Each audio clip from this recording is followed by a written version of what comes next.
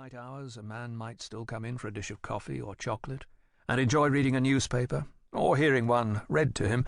Come sundown, he would need a constitution of iron to attend to dry words. Here now were nearly as many whores as there were gamers, and fine-looking whores at that. Search not at Kingsley's for diseased or half-starved doxes from Covent Garden or St. Giles. Indeed, the paragraph writers reported that Mrs. Kingsley herself inspected the jades to ensure they met her exacting standards.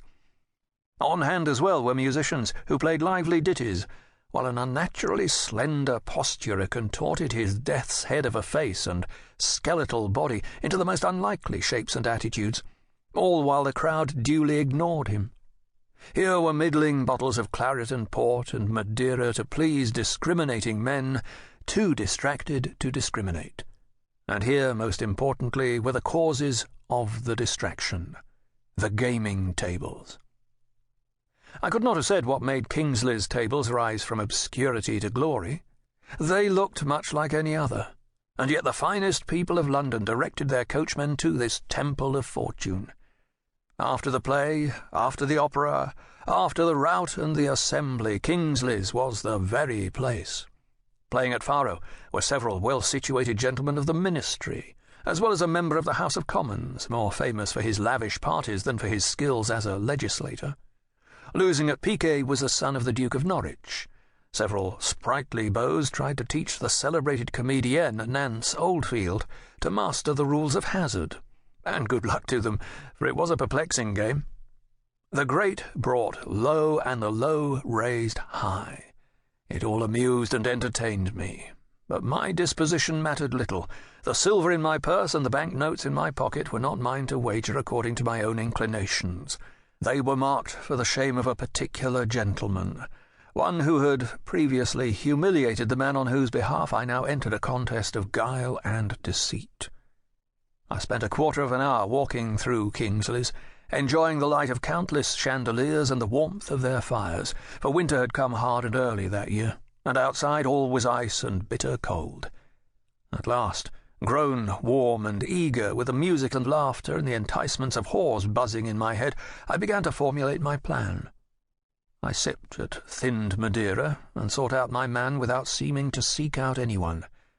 Such was an easy task, for I had dressed myself as a beau of the most foppish sort, and if the nearby revellers took notice of me, they saw only a man who wished to be noticed. And what can be more invisible than that?